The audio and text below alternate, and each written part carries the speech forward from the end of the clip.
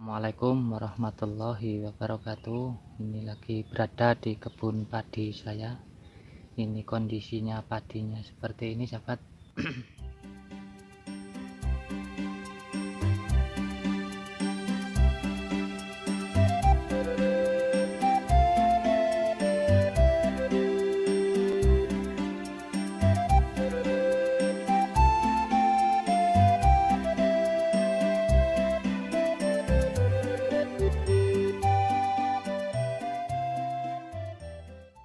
Oke, ini ada beberapa pertanyaan.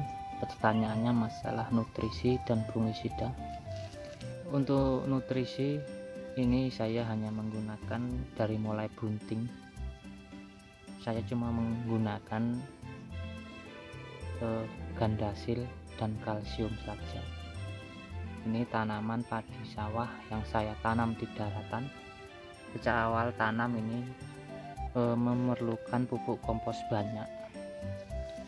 Kalau tidak memerlukan pupuk kompos banyak, padi ini tidak mau tumbuh tinggi karena kekurangan unsur air. Ini kondisinya.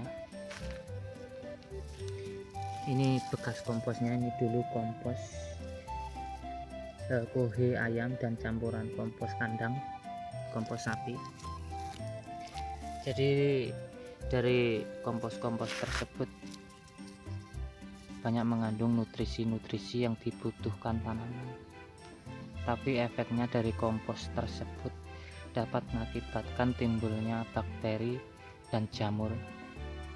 Oleh karena itu, untuk tanaman padi sawah yang saya tanam di darat yang memerlukan kompos banyak, saya menggunakan fungisida yang saya pakai yaitu Amistar Top. Saya gunakan fase vegetatif dari setelah tanam. Terus untuk fase generatifnya saya fokusnya menggunakan skor.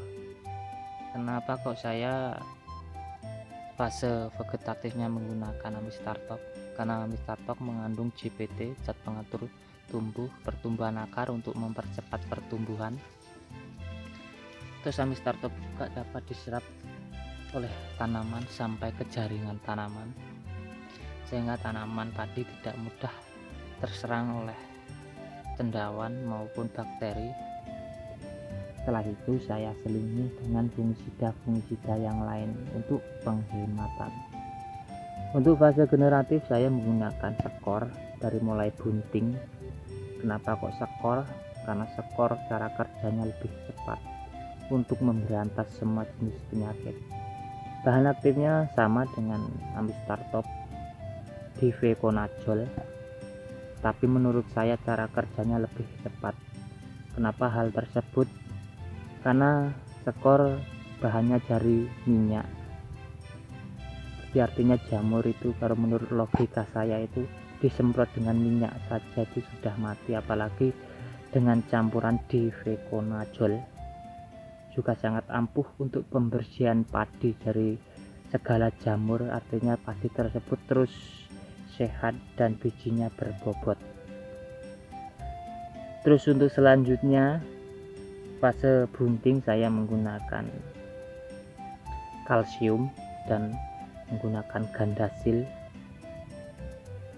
karena kalsium mampu menetralisir pupuk-pupuk, sisa-sisa pupuk kompos, sisa-sisa pupuk-pupuk kimia yang dulu pernah saya pakai.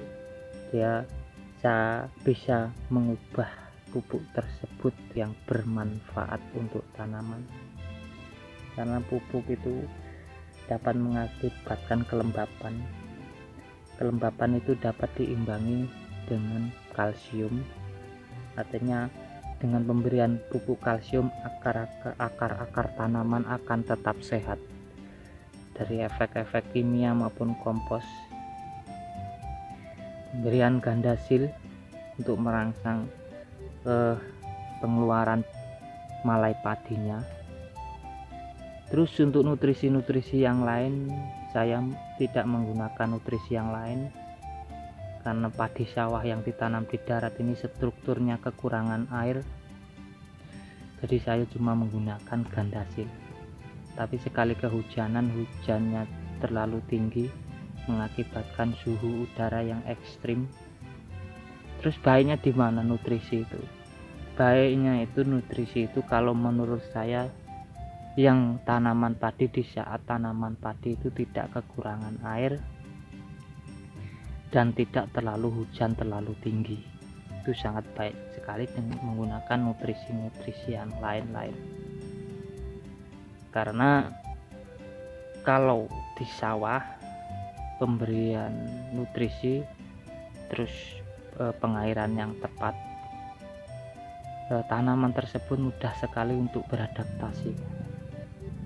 Tapi kalau tanaman darat berlebihan nutrisi tapi kekurangan unsur air, tidak dilakukan penyiraman, tidak dilakukan pengelepan ini karena di darat tidak bisa mengelep, artinya tanaman tersebut akan susah untuk beradaptasi dengan pupuk-pupuk yang kita berikan. Jadi saya fokus dengan mengembalikan secara alami tanaman padi.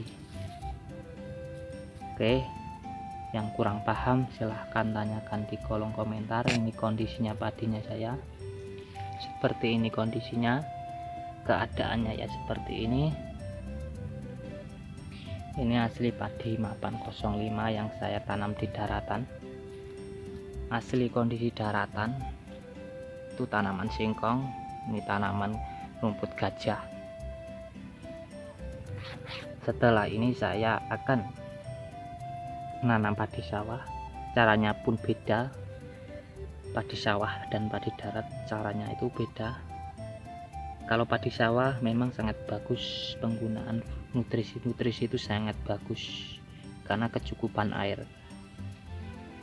Oke, sekian dulu yang telah menonton video saya. Saran saya kalau menonton video saya ditonton sampai habis supaya tidak gagal paham.